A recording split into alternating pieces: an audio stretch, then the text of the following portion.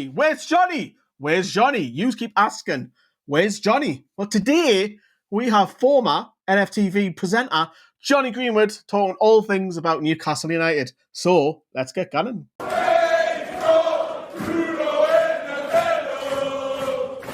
Right, so yes, you've seen the intro. I'm joined by Mr. Johnny Greenwood. How are you, Johnny? I'm very well, Lee. How are you? We were just speaking before we're all looking forward to Germany next week, which I will touch on in this video. So drop us a like, everybody. We're going to talk about a few things that have been happening on and off the pitch. So I want to jump straight into it, Johnny. What David Hopkinson, you might have seen, has been speaking about the last few days. Because I know you feel the same way as me. We've talked down the years about it.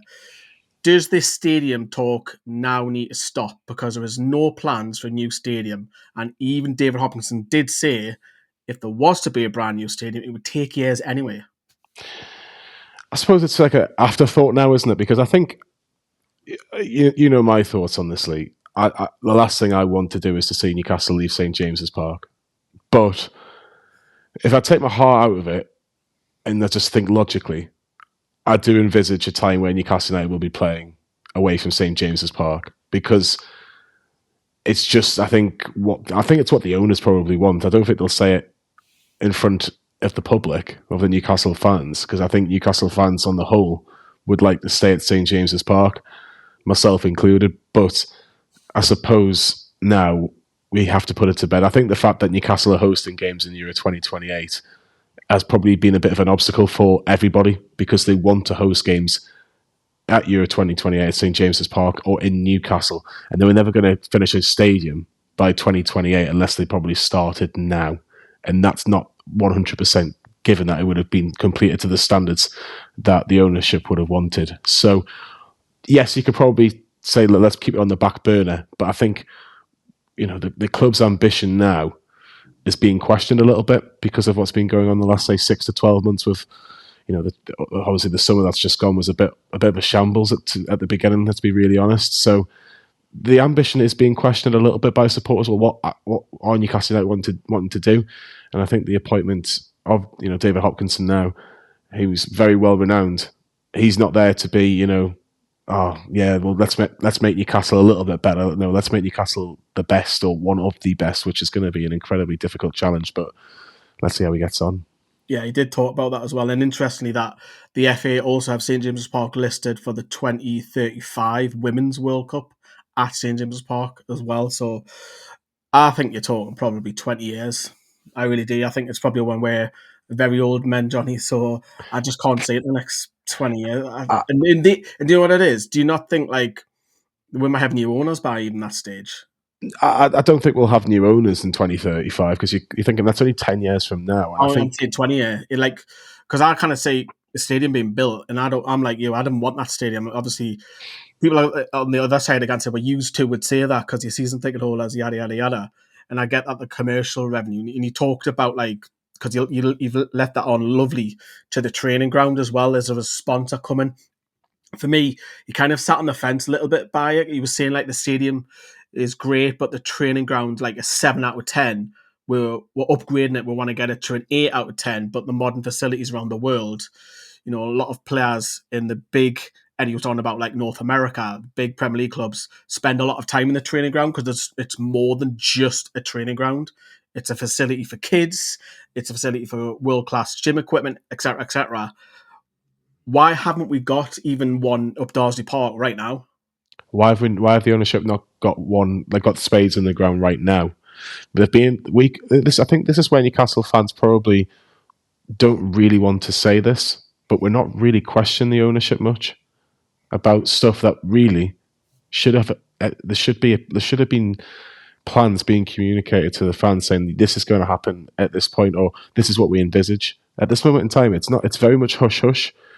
I think the fact that the club, you know, I know we're going to talk about the club this season later on in terms of on the pitch, but in terms of, you know, the last couple of years on the pitch, it's been absolutely fantastic. The trophy win, Champions League football, you know, 2 of the last 3 seasons, some fantastic games that we've seen Newcastle United do well in, but no training ground sponsor after 4 years. Come on, that's got to be, that's especially with Champions League football, twice in 3 years. You should be getting sponsors to you don't have to attract sponsors, surely, at two seasons in the Champions League. You're basically saying to a potential sponsor, European football is a minimum now for Newcastle United, which is fantastic to hear. But that's what they should have been saying at the end of the last season. Look what we're in. You want to get your brand across Europe, across the world. You want Newcastle United to be the face of your brand. That's what you want. Why is that not being done a lot sooner? But look, it's going to be interesting. I just think with the owners at this moment in time, let's see a bit more action rather than words. The fans have spent a lot of money on merchandise, the stack, season tickets, memberships. A lot of money's been plummeted in at Newcastle United, and you look at some of the merchandise right now. Like if you look at that, the really snazzy jacket, right? That it's like £100 for that jacket. You've got another quite what I'd call an Oasis jacket, like 200 odd quid. That's a lot of money for people, and people have sold out. It's sold out, and I think it's just trying to get the balance now where we need to go right. Look, thank you so much for everything that you've done, but there's bigger issues, and what you're doing about them. And if you can get that balance right and the communications right, and maybe that's the first step in terms of David Hopkinson and Ross Wilson being at the stack the other day, but. Let's get a bit more action rather than words, because we need a training ground. We need a better training ground than what we've got. That training ground that we've got is okay. It is a 6 or a 7 out of 10, but it's not a Manchester City training ground. It's not a Tottenham training ground. It's not a Leicester City. Leicester City have got a phenomenal training ground. Liverpool's just bought a new training ground as well, so created a new training ground, and that's who you want to be. Up against. You want to be up against the biggest teams in terms of facilities. Can go. This is where you want to be. This is where you want to spend the next 5-6 years of your career, the peak of your powers, because we've got the facilities in place. He's obviously talked about, and I think it's more of a dream than reality. And I'm going to sound quite negative because he's talked about you wants Newcastle to be the elite in 5-year time.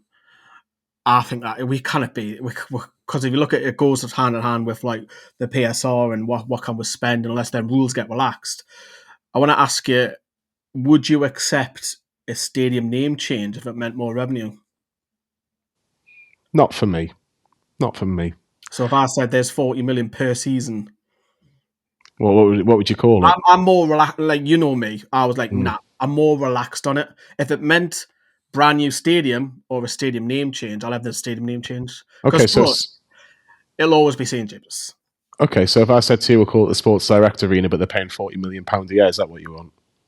No, because you're twisted. So there you go. Well, if it was a Ramco or a PAF investment fund at St. James's Park, I wouldn't be happy, but I'd totally understand it. And I think they've got to work smarter and clever. I agree with everything you've said there, because there is stuff they can look at, you've talked about merchandise. There's a new top every month, and you've got to look at where we're based. We're Newcastle. We're not London. We don't have 15 quid an hour. Most people are on minimum wage up this way. So you've got to look at your demographics into working class city. So no, it was just interesting your take on that. Yeah, it is an interesting one. I completely understand where you're coming from, but for me, money's not everything in terms of the romantic side of football. Yes, we would call it St. James's Park, even if it was called the Tesco Park or whatever. I get exactly. There you go. But what I would say is that there's just certain things I think you can just go, look, does it make a massive difference? You look at every other club that haven't had a new stadium, they've not had to change their name. Chelsea. Look at Chelsea. Chelsea are minted, but it's still called Stamford Bridge. It's the blueprint, because they've gone all the way around the loopholes, selling the women's team. And I want to ask you a question about the women's team right at the very end. But they've sold the women's team, they're selling the hotels, they've found loopholes, and I think that's where Newcastle have got to be smarter at. They have, and I think that's why they've got the people in the positions that they have got. Obviously, Peter Silverson's just left Newcastle, and that was quite interesting. I think.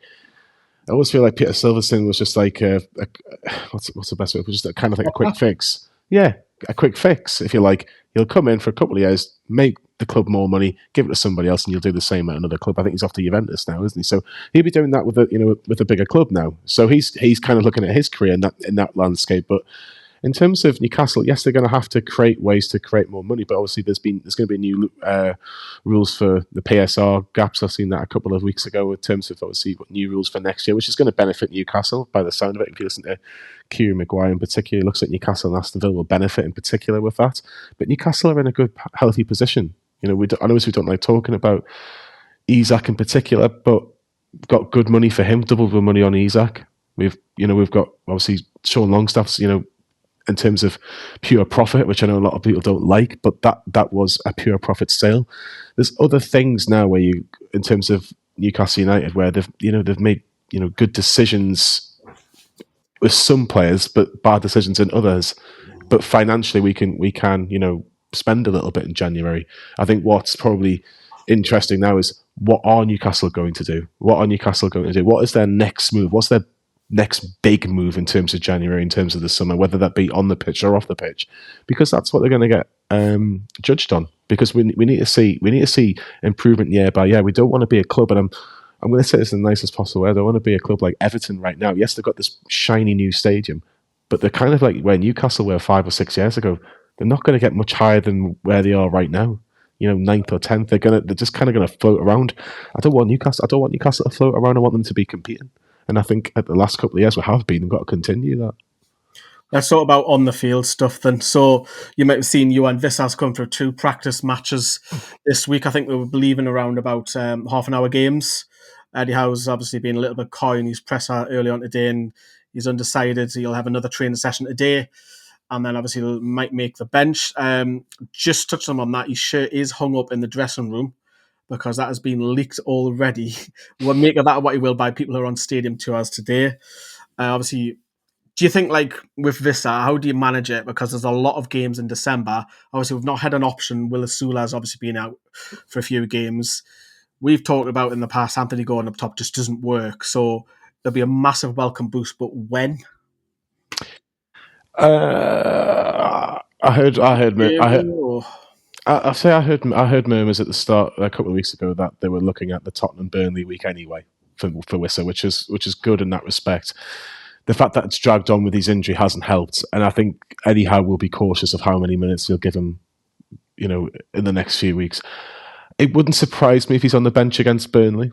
I think regardless, he'll be on the bench against Leverkusen because of the amount of substitutes you can have in Champions League. So that's different. So I think that wouldn't be a surprise if Wissa is on the bench against Leverkusen.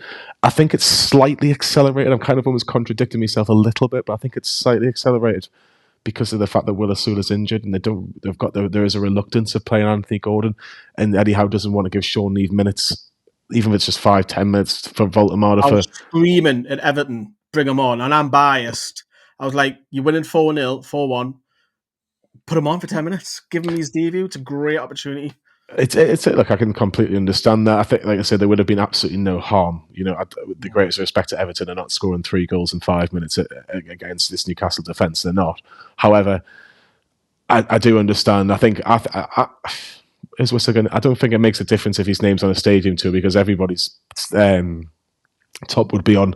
Nick Pope's top would be on there. He's injured. Sven Botman's injured. We know he's injured. So I don't think that really makes a difference as such. I think people are making 2 + 2 and getting 27. So do I think Wissa will be on the bench tomorrow? By the sound of it, I think he probably will. If he plays any minutes, that's probably. It's a bit funny just having him there because you've got to remember he's not going to AFCON. And he could have quite easily said, "No, that's my country. I'm going." Because it's only in the matter of 2 weeks that all get called up. However, just to add though, like we've just watched the World Cup draw before. Congo are a game away from the World Cup. So he might just think, well, look, yes, AFCON's an amazing competition, it's the equivalent of our Euros, but it's not the World Cup. It's not. So he's probably thinking, well, let me get myself right for that quality. I think they've got to win 1 game to get to the World Cup against Jamaica, maybe. So, or whoever they've got to play. So if they can get through that, they're in the World Cup. He'll be playing in the World Cup for his country. Fans have short memories at the best of times. But I think Wissa, by the sound of what the journals are saying, it's probably about 70-80% likely that he's going to be on the bench tomorrow against Burnley. Then he's not.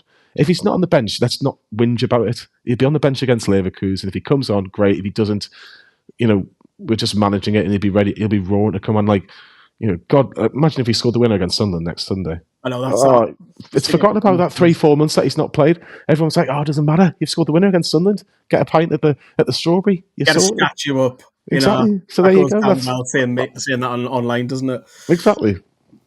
So keep an eye on that with you and Vissa all eyes. But realistic Newcastle, it's a banker. Not 9 times out of 10 at home against Burnley. Obviously, Sven Botman is not going to make it. He's definitely missing the next 2 games. He's had an injection, so we'll see where he's at in a week's time. No Kraft, no Pope, as Johnny's mentioned, and Kieran Trippier will all be remained sidelined. Just touch upon Botman and Livramento, rumour to have new deals coming up. Good move, especially Tino. I think Tino's a bigger. Linked, isn't he? I think Tino's a bigger contract negotiation more than I think Botman is at this moment in time. I think there's more outstanding centre halves around Europe, and I think I like Sven Botman. Has he? We're waiting for him to hit that. If you're climbing a mountain, he hasn't got to the top. Yeah, he'll argue injuries have been massive for him in terms of not being able to do that. The games he played last season, even though he didn't play many, he was outstanding for 9 out of 10 of them, wasn't he? He was outstanding. Like the cup semi-final against Arsenal home and away, considering he hadn't played a lot of minutes. I think he played Spurs, which he started off a bit shaky because he obviously slightly got in front of him for the goal, and then obviously we managed to recover. He did well after that, but he was outstanding against Arsenal in that semi-final over both legs. Obviously got another injury, so missed out on the final. But when he was called upon, he has been pretty good. I just think this season, I thought Brentford, he was all over the place, if I'm being honest. I thought he just didn't know. Positionally, I thought he was kind of stuck between a rock and a hard place. And you look at that third goal in particular, it was horrendous. So Botman for me, yeah.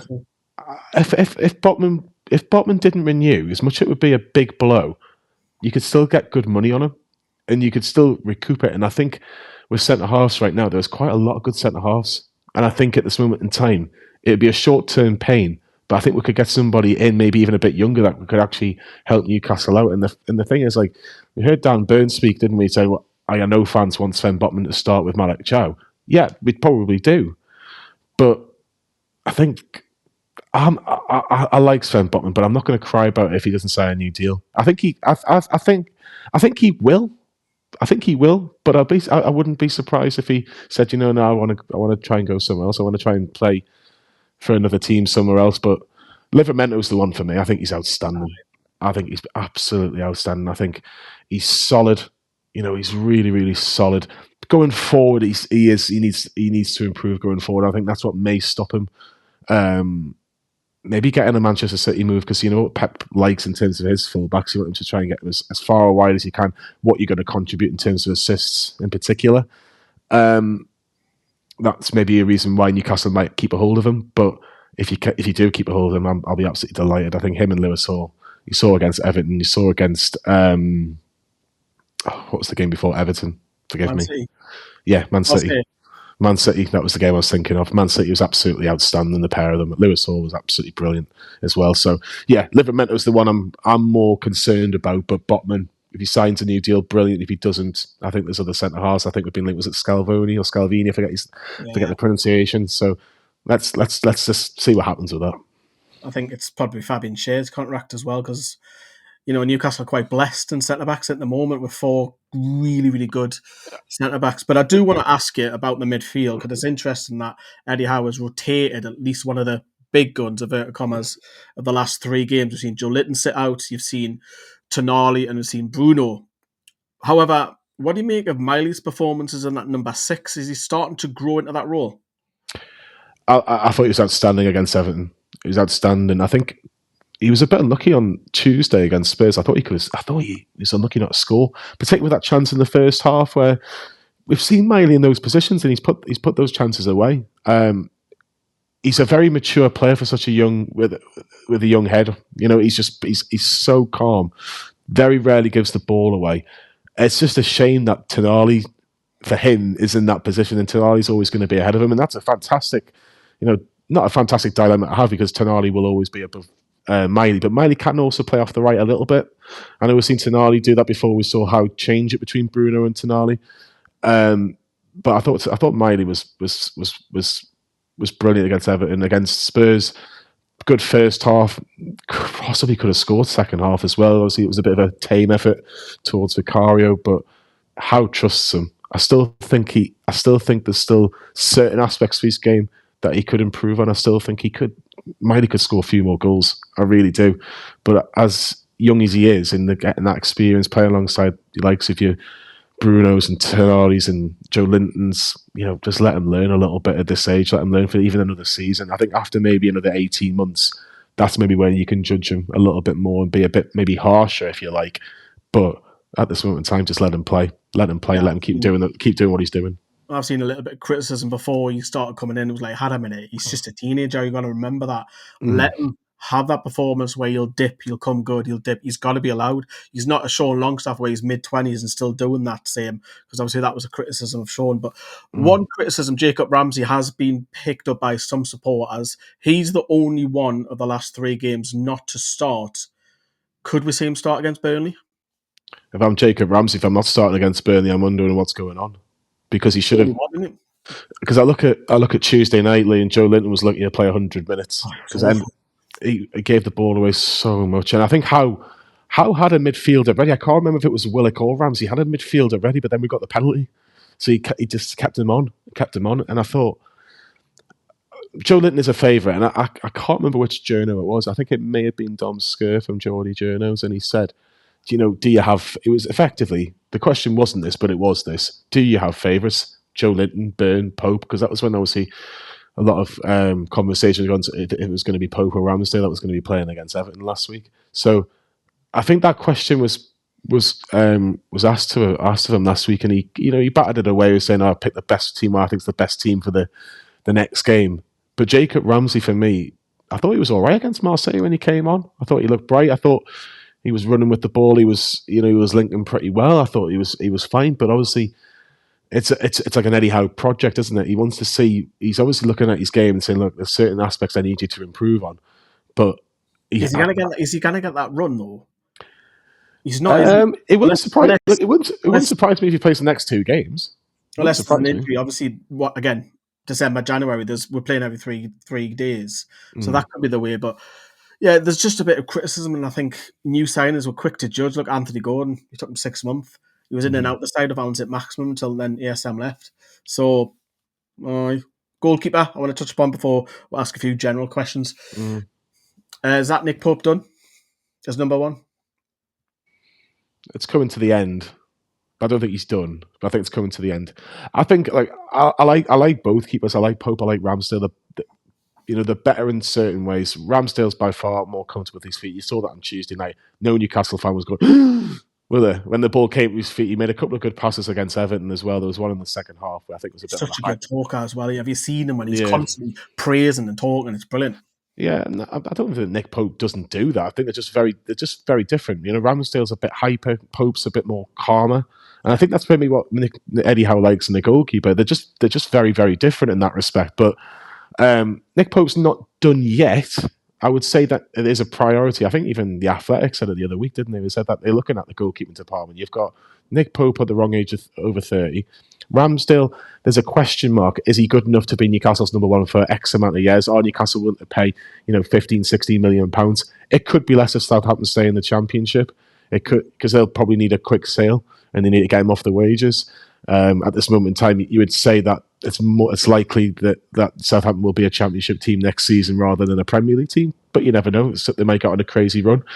But I think Nick Pope, going back to your question, has made some big errors. And Brentford was horrendous. Marseille was horrendous.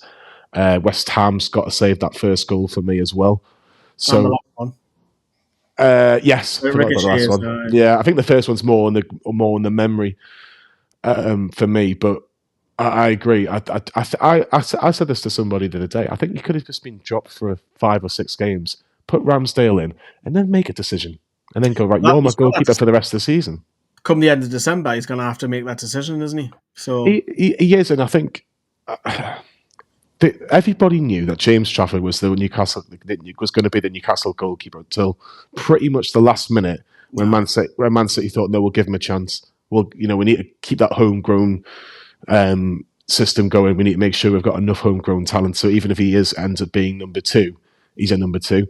But I think Newcastle, if they set the Man City, look, we'll give you exactly the same amount of money that you paid for Trafford or a tiny bit of profit, I think they'd probably do the deal because they've got arguably the best keeper in the league in Donnarumma. So look, we'll see what happens. But that was the keeper they wanted. They got their second choice in Ramsdale. Pope starts number one. Ramsdale's being given an opportunity. It's Ramsdale's to lose now, I would say. But would it surprise me if Nick Pope was back in the sticks permanently between now and the end of the season, then reevaluate in the summer? No, it wouldn't surprise me at all. Probably play the FA Cup game, which is the draw for that. So a big week coming up, of course, after Burnley. Got Leverkusen away. So many ex and current NFTV members over in Germany, which will be interesting. We've got a massive game against Leverkusen. Sunderland have got some game that week. Our biggest is against Leverkusen, of course it is. Wink, wink. How do you see that week going? Because it's a massive week, isn't it? 2 huge away days. Yeah, I think a lot of Newcastle fans, particularly when the Champions League games came out, when that was confirmed, I think that was the week that people were looking at because we wanted to know, because obviously we were found out in June that we were playing Sunderland in December. And that seems like a long, long time ago when you think about it, thinking the weekend of the 13th and 14th will be when we play Sunderland. Obviously, that's now been confirmed as the Sunday. And we're thinking, are we going to be at home in that Champions League week? Or are we going to be away? And we end up being away to Leverkusen. This is probably a massive, massive week for Newcastle United Football Club. And it's because of Sunderland, not because of Leverkusen. Because we've seen how well Sunderland have done. And you've got to give them their credit whether we like it or not. They played really well against Liverpool the other night. Probably should have won with that chance at the end. But Can I pause? Are you worried about that? About Sunderland? Because they have looked really, really good. And it's hard to say that. But you've got to look at it and think, they're impressive. They're gritty. I've not watched a lot of Sunderland, I'll be honest with you. But I watched them against... Didn't put that on me. No, I've not watched a lot of Sunderland, but I watched them against Liverpool on Wednesday night. And everything goes through Xhaka. And he is their main man. Everything goes through him. He is on 4 yellow cards to play Man City tomorrow. Hopefully City win. Pick that yellow card up, man. Go on. Yeah, well, he's not going to start, is he? They're not going to start him because everything goes through him. I'll be absolutely amazed if they start him, but you never know. You never know. They might try their luck. Am I concerned? It's a derby. Regardless of Sunderland has started well or not, I think it's always good. It's always in the back of your mind because it is the biggest game of the season for obvious reasons. But Newcastle United are more than capable with the players they've got with their best 11 to go to Sunderland and win with respect because you look at that team, there's quality all over. I think don't get frustrated. I think that's the biggest message. Don't get frustrated early doors. Don't get frustrated if we're 1-0 down because the team's good enough to win the game even if they go 1-0 down. For Sunderland, they haven't lost a home game in the Premier League this season. How typical would it be if the Newcastle came to town and spoiled it? So exactly. It's written, but the thing is, like you look at some people will argue Newcastle's best team right now, but if you look at if I had to pick Newcastle's team for the game against Sunderland, it'd be with injuries aside. You're looking at Ramsdale in goal, Hall, Byrne, Chow, Livramento, Tonali, Bruno Joelinton, Barnes, Voltamada, Murphy's probably what I would go with because Malanga's not been great. Gordon's a one where he might be a bit more fired up because it's a derby, but he's not playing better than Harvey Barnes right now. So that's what I think the team would be. But that team is still good enough to beat Sunderland. But it'd be interesting to see how Sunderland line up. Sunderland might go, do you know what we fancy is? But if they were to make it be a bit more defensive and go on the counter-attack, then let's see how Newcastle cope. But we've got players that can, win games. I thought, let's see, what can Jacob Ramsey do if he gets 20 minutes? What can Johan Visser do if he gets 20 minutes? What can Anthony Gordon do? Can Alanga, back up the performance like he did against Everton, which was pretty good? There's options. So just keep the faith a little bit. Big weekend. If you ask me now, I'll take a point in Leverkusen and win at Sunderland. I'll take that all day long. Would you take a point at Sunderland? Yes, I would probably. It depends how the week goes. If we win the next 2, no. Because then the confidence is up, isn't it? So if we have a bad week, we expect to beat Burnley. Let's just say we're losing Leverkusen. we've got to bounce back. That changes. We've got to win. I kind of. It's a tough one. Depends how the week goes, isn't it? It's a big week. It's a massive week. Everyone's going to be talking about it all week. Obviously, we've got a healthy distraction of a Champions League fixture midweek, which is lovely. Few more questions before we wrap up, because I think this time last year we were outside Brentford, round about this time. Yeah, we were. And I was saying, Adam, now I'm losing a bit of faith here. Johnny and I, the team's struggling with 12th and all this. A little bit different now because we went on and won the Cup. We're in the Champions League and it's very, very tight. You're only 4 points off a Champions League place. How do you sum up the season so far? Frustrating. I think that's probably the word. In the Premier League, it's been very frustrating. You know, Carabao Cup's been a bit of a breeze. You know, if you look at the Cup team. I think at the minute, it wouldn't surprise me if we were a Cup team because we've got, like I say, we're playing like... I always look at two sides of the fence. I always have done because we're playing so many games. And like if we beat Fulham in the Cup a week on Wednesday, you know, Newcastle are playing every 3 days until the end of February. That's mental. That's like... And then if you get through... let's say Newcastle don't finish in the top 8, like that's another extra game. So like this is the problem right now because you could say right now Eddie Howe's not doing well enough in the Premier League, and you can argue, yeah, that's absolutely fine. But if Newcastle beat Burnley, it's 10 points from the last 12 since the international break in November. Everybody would have taken 10 points from 12 with the 4 games we had. City, Spurs, Burnley, Everton. Everton were playing well, come off a win against Man United. Think, well, that's going to be a tough place to go. Man City, awful record. Whether it's St James or the Etihad, barely beat them.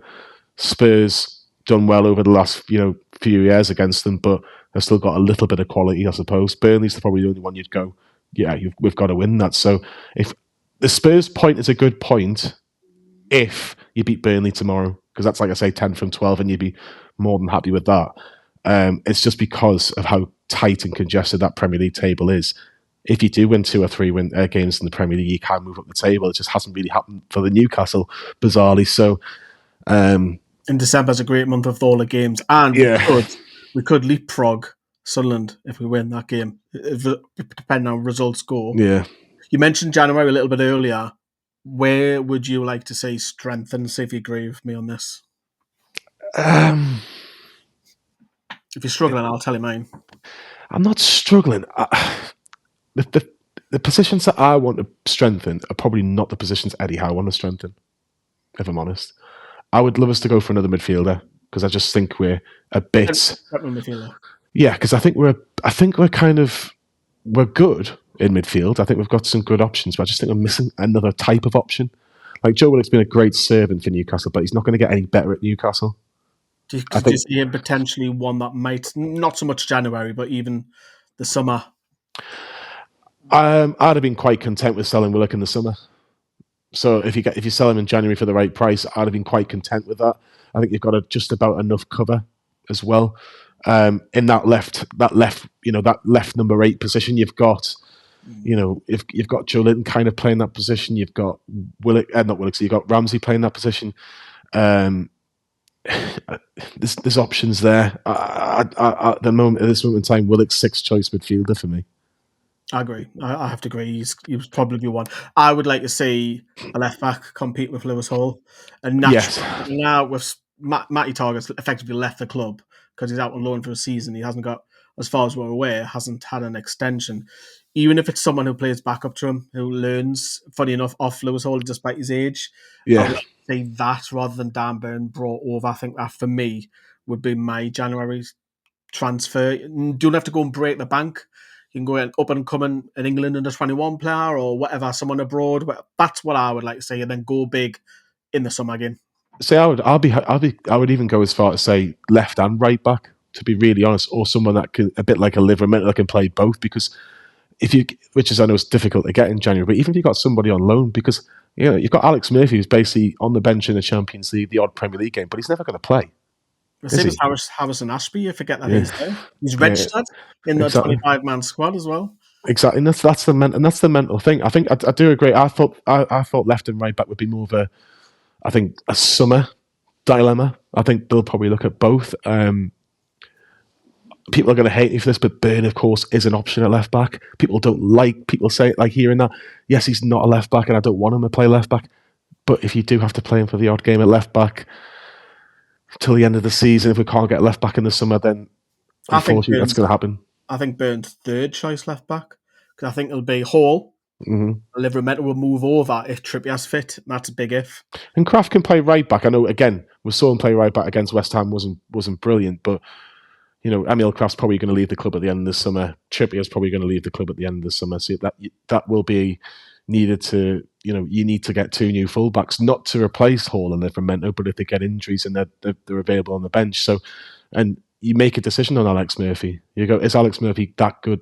Is good enough to be in the squad, or do we just say thanks but no thanks, or give him another chance on loan, but maybe a championship club next year and say, look, we're going to give you 1 full season in the championship, be the best left back in the championship, so that we can make a decision on you. And if you don't take your chance with whoever that may be, then you've missed your chance, I suppose. But yeah, left and right back. The striker position's always a funny one because Wissa's not really an out and out striker. If we're being honest, he kind of floats around. He's a bit what Eddie Howe would call his type of forward. Can play at any of the 3 forward positions. I suppose Voldemar is probably the only exception to the rule, but that was because not an out and out striker. Funny enough, exactly. As well. He likes to, and that I call him like the Sheringham role, like deep.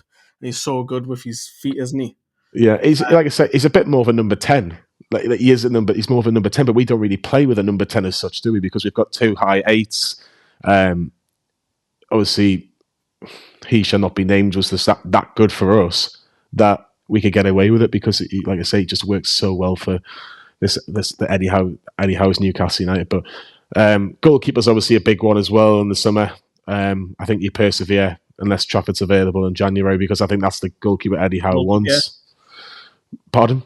World Cup, yeah, you might want to try. He'd be 100%. He worst case scenario, James Trafford's on loan to a team. Another look. Right, I was going to say not us. Yeah, he's going to be on loan to somebody because if he'll be thinking I need to be playing minutes, and even if it's like a West Ham or somebody like that, someone that he can get minutes from now to the end of the season and see where he's at. Because if he isn't, he's not going to the World Cup. And last year he was probably on the plane.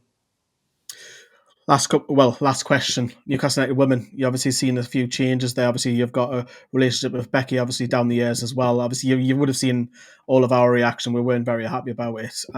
What do you make of what's going on with the changes on and off the pitch at Newcastle United women? And now Tanya has her debut on Monday night.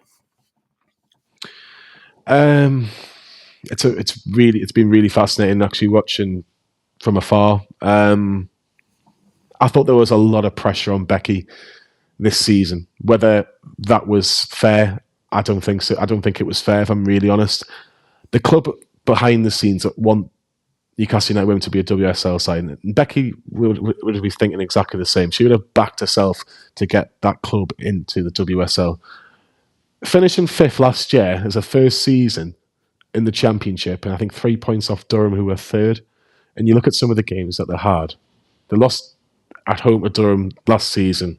How they lost that game, I'll never know. They keep having an absolute worldie. You change that position, you change that game around, Newcastle would have been 3rd in their first season, and Becky would have had a massive part to play. And considering it didn't really have a lot of goals coming from left, right, and centre. But I almost felt that. I said that she deserved the next 3 games. Ipswich, which is a banker. Everyone's beating Ipswich, and then the 2 derbies. But fair play to Claire Ditchburn. She's come in and just to go back on Becky, the one thing I would say is that I almost felt the club were ready to make that decision earlier.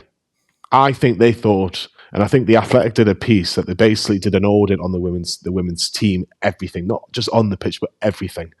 And I think it was pretty much decided early doors that Becky's position was under threat, regardless of how, unless they walk in the league like Charlton are at the minute, where they're top of the league by a few points. I always felt Becky's position was massively under threat, rightly or wrongly, depending on how you look at it. I think Becky can leave when she looks back at what she did at Newcastle. I think she did an absolutely incredible job. She did an absolutely tremendous job. But the one thing that she did do is that she was brilliant between the team and the fans, and she got what it meant, because we're unique. Some people call us mad, but we are a unique fan base, particularly with the women's team as well. But she got it, and she just accepted it, and she's like, right, well, let's play to it. Let's make it an advantage. Let's make it the 12th person, if you like, on the team. But I always felt that Newcastle, in their mind, wanted a excellent, outstanding manager in their eyes. I think maybe they could have given. I think they could have given Becky till the end of the season and said, "Look, we've given you 2 chances at getting us promoted. We've given you a lot of funds. We've got you the players you probably wanted. You know, two seasons is, I think, a fair assessment. I don't think just over a season when you a couple of points off third, not a million miles away from where you want to be. I think it was incredibly harsh, if I'm being honest. But look, back the new manager. I think obviously she's got experience at being at Chelsea. She was the Northern Ireland manager. Give her. She's obviously got fantastic coaching credentials because that's why Newcastle have appointed her. And her remit is make Newcastle a WSL site as soon as possible. Now she's probably in her mind got 18 months to do so. Don't finish third because I think they'd struggle against bottom of the WSL, whoever that may be. I think that would be a touch too far. You've got to finish second, and then you can attract whoever you like. Really, there'll be so many people that want to come to Newcastle if they're a WSL side. But there's a lot. I think there's a lot of players in that team that are nowhere near good enough WSL level from what I've seen, and you have to be incredibly harsh with some of those players because some of them just aren't anywhere near the level because they will just get relegated straight away. Yeah, big things for Tanya. Obviously, she'll want a transfer window herself, which is coming up just around the corner, a bit like the men. So if you want to get yourselves to the women's Monday night at Gateshead, it's a strange one, Monday night football, but there you go. So it's because of the FA Cup. That's why Gateshead are playing FA Cup. Well, Gateshead are getting a lot of money off Newcastle, so they're laughing all the way at the bank and stuff, and rightly so, because the council. That's for a topic for another day. Johnny, thank you very much for coming on. People have been asking, where's Johnny? Where's Johnny? You'll probably see him a lot more this week because obviously he's going to be in Germany as well. Everybody says we fell out. I've had that a few times. I've had people come to me, if you fell out with Lee, I was like, nope. Nope, you'll probably see him on my vlog at some point in Germany. Well, you won't be hammered, but Anna Jackson will be. But yeah, we shall love yous and leave yous. Thank you very much. Drop us a like on the video, and we'll see yous very soon.